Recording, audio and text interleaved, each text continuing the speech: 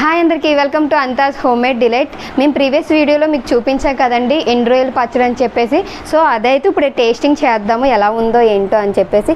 ఇదైతే 2 days తర్వాత ఇది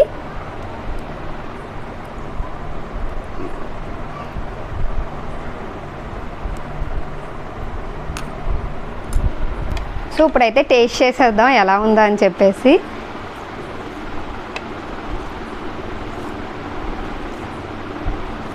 నేనైతే మా హస్బెండ్ పెడుతున్నాను, తను ఎలా ఉందో మీకైతే టేస్ట్ చెప్తారు.